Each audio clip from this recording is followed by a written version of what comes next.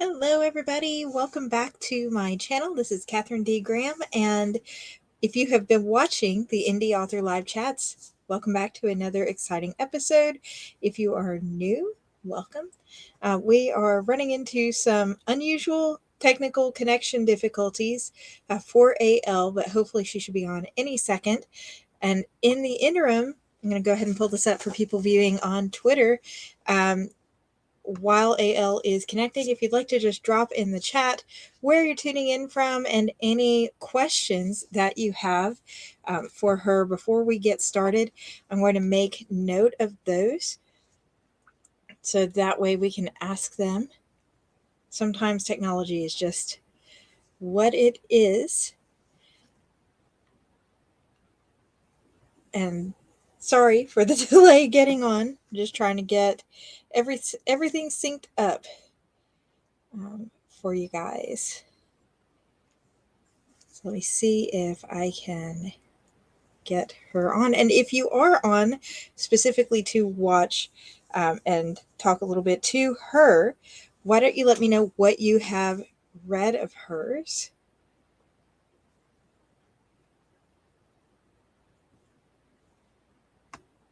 Thank you for bearing with me while I get her on the screen.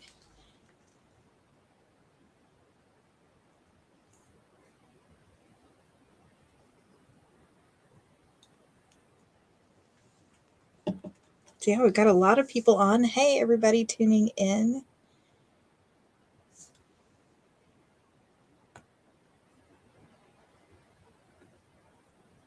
Yes, so those who don't know, A.L. Lorensen is a fantasy author.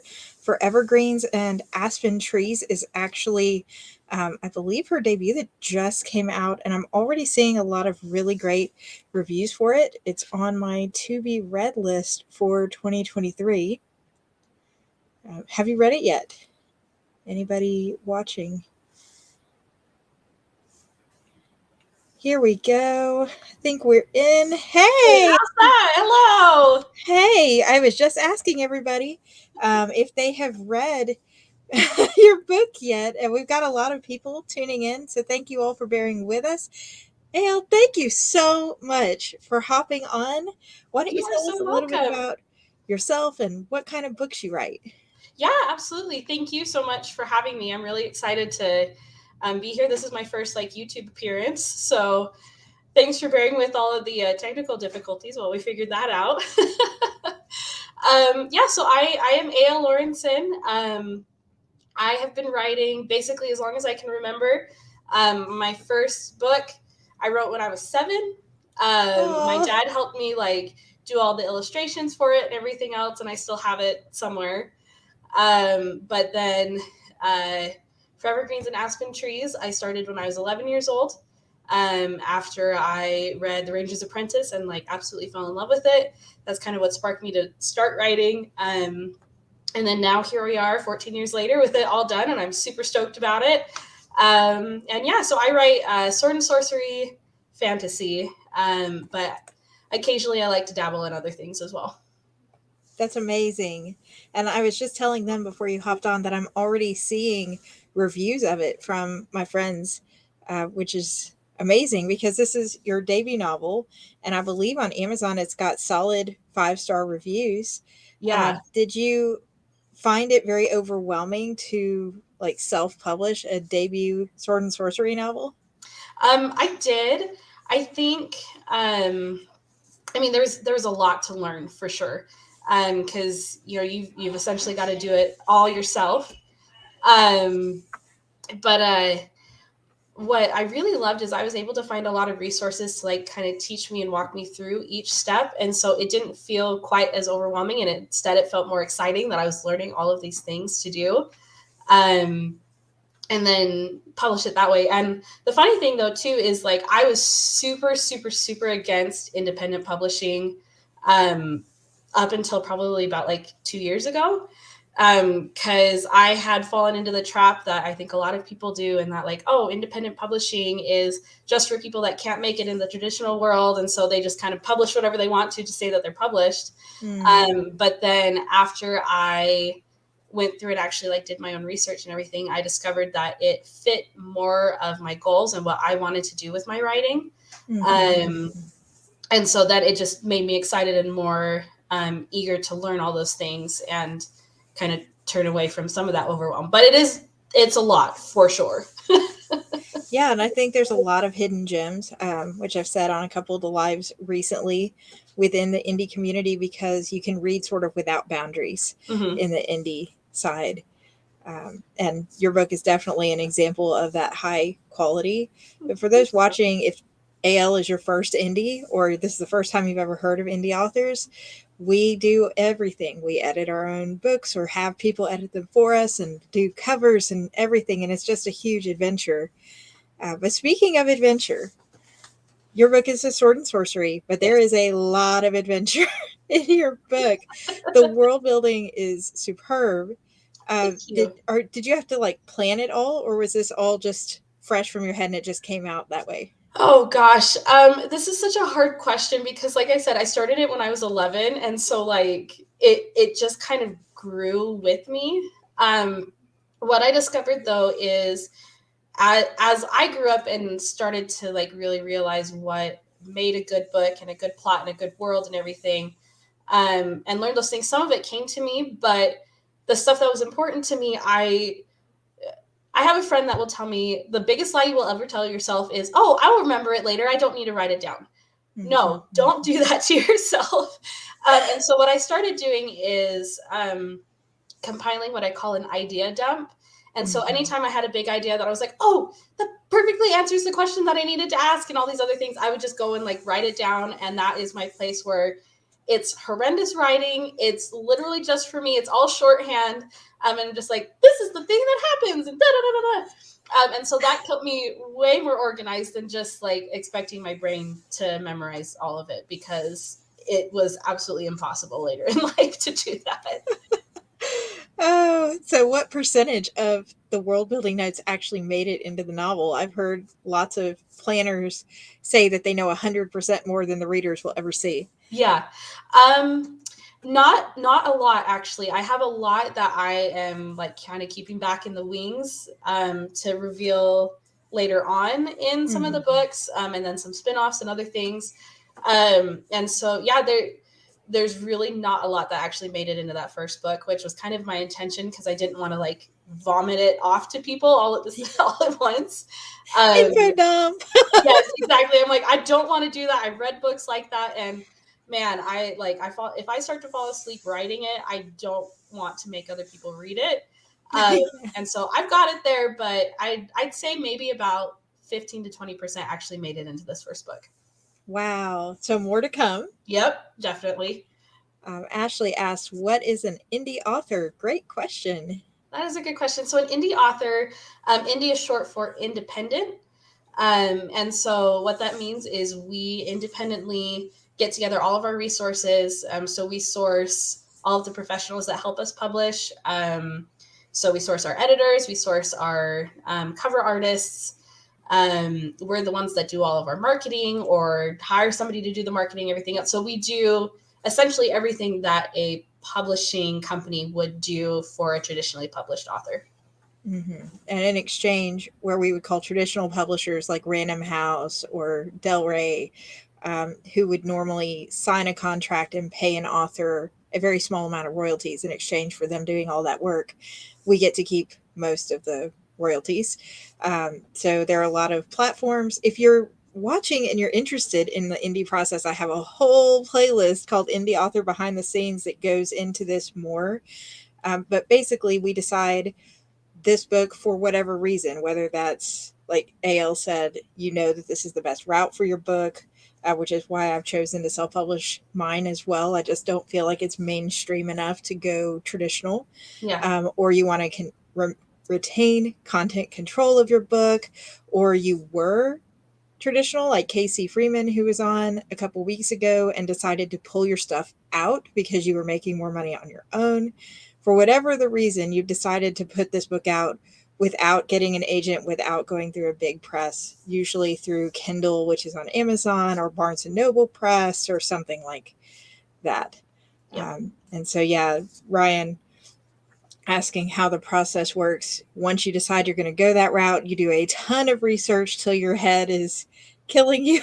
And then you get connected with a community or a mentor, hopefully, to guide you on the process of getting your book edited, revising your book, and all the little steps that go along the way. It's a big process. Yeah, it is. It's a huge process, and the biggest thing for any independent author or somebody that's considering indie, I think, is to get connected and to find that network, because you will learn so much more than you can on your own. Um, and so, yeah, find Facebook groups. I found an excellent Facebook group. That's actually where I found Katherine. Um, but there's so many corners of the internet that really are catered toward people like us that are wanting to take full control of our authorship and everything that we do, to help us get to the point where we are published and we're our own business owners and things like that. Um, and so, yeah, that's, I think, the biggest part of the process. Um, Mm-hmm. and then obviously just getting all the professionals that you want on your team, but that's a whole other can of worms. So Yeah, and I'm a newer author as well. I mean, I know, Elle, this is your debut. It came out last summer. Mhm. Mine came out the summer before. And so on that playlist, while I do share my candid experiences, there are seasoned pros that come in and give their opinions on things like PR and marketing and covers and stuff, who actually know what they're doing better than I do. Yeah. Oh, same. I'm like, I did it and I still don't fully know how I did it all. And every book, it seems like there's more. So it's like the one before is daunting, but then you feel a little more comfortable. And then the next one, you're like, oh, I should have been doing that this whole time too. And more and more. But with that being said, how does your friends and family feel about this publishing journey? Do they know you right? Yes. So I was one of those kids that, so I found my passion and I loved it and I made sure that absolutely everybody knew about it. I was constantly like pushing manuscripts, like, will you read this for me? Will you check to make sure it's okay? And like, tell me what you think. And I talked about it all the time. And so basically everybody that like knows me even a little bit knows that I write. Mm. To whether if that's to their detriment or not, I have no idea, but it is what it is. Um, so no, and they actually, I have run into so much support with like my friends and family and like acquaintances and things that are just super excited for me in this process. And so it's been really humbling to have all of that support and that connection, and to then not only have that support but then to have it received so well. I was not anticipating it getting, having so many people love it as much as they have, and so that's Oh, just been awesome. And that's been like good for me because I'm like, I spent 14 years on this thing. I hope it's received well. And for a little bit I was like, I don't know if anybody's going to see it. I don't know if this was worth it, because self-doubt is a thing, and we all have imposter syndrome at some point or another. um, mm-hmm. but then to have those people be like, you did a good job, you're doing great, I'm super proud of you, like it's just been awesome through and through. Yes, and that one took 14 years. And Yes. Benjamin asks how many books you're planning in the series and when can we expect book two? Is book two going faster for you than book one? It is for sure. And it helps that I now have like an outlining process that I follow rather than just like flying by the seat of my pants. Um, which is like, it worked for me for a minute, but now it overwhelms me because I'm like, I never know if it's going to end if I don't plan it. So I plan it out, which is great. The writing process is going a lot faster for me. I am hoping and anticipating to get book two released by sometime this year, hopefully like summer-ish. Mm. Problem is I got RSV the past 2 weeks, and so that has significantly like put my writing schedule behind. But then as far as the series goes, this is book one of 5. And then I'm also, oh, bless you. Uh, Sorry. right. And then I'm planning on doing some like spin-offs and some companion pieces and other things with it. So So much in the works. Yeah. yes, yes, I've got tons. Oh, so you have two different main characters in this Yes. book. There's Tristan and there's Aspen, and they both carry a little bit of a heavier, burden. How did you manage having the dark, and then the light, and then the light, and then the dark, and then the light? How did you manage that? Um, Because I know that can be a challenge. aspects of who they were with sort of the noble, bright overall feel of the book? Mm-hmm. Um, I think that just has a lot to do with kind of my worldview in general. I mean, I like everybody has. We've all been through some really, really hard things. But I am determined to be like an eternal optimist. And I love seeing like the bright side of things. I love finding the hope and the joy. And so I really wanted to bring that to my writing as well. I don't like it when the bad guys win. Although I, no spoilers or anything, but sometimes they win a little bit in these books. Mhm. Well, that's reality, right? Yes, yes. But I really wanted it to have those messages, and to show that like even though there is that darkness and those things that you have to go through, there is still goodness at the end of it. Mm. Hmm. I'm getting Samwise Gamgee feel. He Oh. is wonderful, and I love him to pieces. He's one of my favorites from Lord of the Rings. So good. I'm glad. The stories that mean something and stick with Yes, you. Yes, exactly. yes. Between Tristan and Aspen, do you feel like one of them reflects you a little bit more? Oh gosh. Um, that's an excellent question. I think, and you know this because you're an author as well. Like we put pieces of ourselves in all of our characters. Hmm. Um, Aspen is more of like the snarky, sassy person that I want to be. Like I want to have all the like the quick quips and be like, what like I would love that and to just be a fully like competent person always. But I think Tristan is more like the realistic me and that he kind of fumbles over things and he's like, I have no idea what's going on about 80% of the time, but I am still here to help and have a good time, hopefully. So I think he reflects more of who I am currently, but Aspen is more of like who I want to be. I would just want to be like a softer version of her. That's it for sure. Ben knows me personally, so yes, that makes Oh, sense. I was going to say, when your readers know you better than you know yourself, you know you've done a good job right there. Yes. Oh, goodness. Oh. Following up from that, I love that you have that distinguishing factor in there that the hope is what keeps that noble right feel to the story. Because we've been talking on panels earlier this year about dark fantasy and when it goes from dark to grim dark as opposed to regular epic. But shifting to a different trope, let's talk a little bit about romance in your book. Yes. So, how much romance would you tell someone who has not picked it up to be prepared for in book one and then in the series as a Yeah. whole? So I've gone to a couple events and things where I've been able to sell my books and talk to readers directly. And when I tell them, I'm like, hey, it's got romance in it, but I tell them it's like super, super, super duper ultra mega slow burn. Like they don't even kiss in the first book. um, there so part of like the hope and the joy that I want to pass on in the series, part of that is just love and human connection and how love can direct our choices that we make. Mm. And so there are a lot of themes of love in different ways throughout the book. And so there will be more romance later. Um, I I don't like steam. It makes me a little bit uncomfortable. And that's just me as a person. Like if I read it, like my whole face turns like red and I can't sit in the same room with other people. And so like writing it like freaks me out. And so don't really expect like steam at all in these books. But there is love that influences the choices. And Mm. I hope it's like for the most part, I mean, I have some bad guys that are also in love with people, Mm. because love can influence us for good and bad.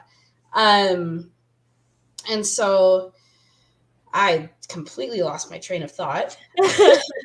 No worries. But yes, there will be romance in it. It's not the main theme, but it is a driving theme, if that makes sense. Hmm. Hmm. So, a little bit of romance, slow, slow burn, Yes. no super hot steam, which is great for people who are looking for epic fantasies where really it's the adventure that's the center of the the story. Yeah. Um, so Aspen is an elf. Yes. Did you feel like it was difficult to put your own take on such a classic epic fantasy race? Yes, and I think like some of those elements, like the elves and the dwarves and things like that. I think that gave me the most like imposter syndrome, because I'm like, Mm, people have written this a million and one times. Like, how am I gonna put my own thoughts into it and everything else? Um, but then as I grew up with this world and grew up with the characters and things, they kind of developed a life of their own, and I'm like, you know what, even if like the elves themselves are pretty similar to how other people have written it, nobody has written an Aspen like I have written an Aspen, or exactly. some of my other characters and things. And so it really developed into a character driven story where their race and things affects how they function in the world, but it doesn't affect who they are on the inside. And I think Mm, that is what helped me put that spin onto that. yes. And this is sword and sorcery, as you said. So there are going to be monsters and all of that. What was your favorite character to write for fighting scenes? Oh, for fighting scenes. Oh gosh, that is a really, really good question. Um, hmm. So Aspen is just like my favorite character to write in general. Oh, see, Um, you answered Finn and Kent together. I love both of them. So yeah, Aspen was one of my favorite characters to write in general, just because she's snarky and she's fun and she's a bad A, and I just love her to pieces. She's like the character that I first started writing when I wrote this book. And so she's really fun to write in fight scenes, because she's just like, I don't care, my arm could be detached from my body and I am still gonna go and beat this guy because he needs to be beaten. So she was a lot of fun. But I love magic and I love writing magic and things. And so I've got a little sorcerer kid. His name is Soren, and he is so Oh, much fun because he's super powerful, but doesn't have full control over it. And he's also just a sweet, heart melty man in the inside. Um, so he's really fun. I have a naiad as well, and so he's in control of all the water, and he's really cool. And I have a ton of fun with him. Um, and then, yeah, I don't know. I have liked all of my different characters in fight scenes for different reasons, mhm. and so I'm not sure if I have a favorite specifically for that. It's sort of got a lit RPG feel to everybody sort of plays their part for the party to succeed overall. Did you ever watch Record of Lodoss War, which I know is super old? Oh gosh, no, I don't think I've even heard of that. When I was reading through some of it, Aspen made me think of a slightly snarkier version of Deedlit from Record of Lodoss War, and I was like, yes, we need more fighting elven women in these books. Yes, Not too overpowered, but powerful on her own. At the same time, exactly. determined. I will need to look that up now. You'll have to like put that in a chat for me so I can find that now. Oh, oh my goodness. So, as far as your debut coming out last year, you're working on book two. What have you got coming, like events wise or signings wise, if anything, for 2023? Yeah, so for 2023, I will be doing FanX in September. I got a chance to do it last year with a big group of independent authors, had tons of fun, made lots of friends. And so I'm definitely planning on doing that again this year in September in Salt Lake. Um, and then right now, so because I'm like still brand new baby author, I'm still learning about all of the events that are around. Um, and so I am still researching things and places to go. And so if anybody has any suggestions of events to go to that you'd love to see more authors at, please let me know, because I just love getting to connect with people individually. I'm hoping to reach out to some of my local bookshops as well, Oh, yay! to get some of my stuff there, because I know they've been supportive of local authors in the past. So, and if I'm able to do that, I'll definitely do some signings there. And so, yeah, that's kind of what I'm looking at for this year. Exciting! Exciting. There are so many authors finally getting to come out post Pestilence this year. I'm I know it's amazing, and I'm so happy. I'm like, oh, the being an author is a very lonely job at times, because especially like an independent author, because you are your own team. Mhm. And so like getting that chance to meet with other authors and especially readers is so huge. It just Mhm. makes everything worth it. Absolutely. Well, I'm super excited to have been your YouTube channel debut. I'd love for you to come back and do a live read with us sometime if you're up for it. Yeah, I'd be happy to. Yay! Everybody, thank you all so much for showing up to support AL and her books. If you'd like to grab a copy of her book, or if you've never heard of her till now, her link and her book link is in the description box if you're watching on YouTube. If you're watching on Twitter, you'll have to hop over to YouTube to get it, or you can find AL Mackenzie says, yes, please. Yay. Um, but yes, definitely give her a follow. She has a lot of very encouraging and creative content. So follow for that, and the news on in person stuff too. Maybe somebody can like I said to somebody else this week, but same thing. Maybe you could do a Kickstarter and bring her to your town. Yes, please, please do. I will happily come. Well, thank you so much, AL, for joining. Yes, thank you so much for having me. This has been so fun. Yes, And I it just has. appreciate the chance to talk about the things I love. So thank you. Oh, my pleasure. And thank you, everybody, for sticking with us through the technology. AL and I have tried. This is the third time we have tried to get together for you guys. So we're, It has been such a time. It's been great. oh, thank you for coming. Thank Anime you. Israel. But yes, definitely. If you're watching the replay and you have questions for AL, drop them in the comments. I'll make sure that they get to her. But otherwise, we will be back tomorrow with a brand new author live read, and then David Green, international bestselling author, for an interview tomorrow night. More on the epic fantasy side. So thank David you is so much. awesome. Yes. So Oh, thank yes, you know David. Yay. So subscribe so that you yeah. don't miss David tomorrow night. Subscribe to Katherine because she's amazing. So Oh, thank you so much, everybody. Have a good night.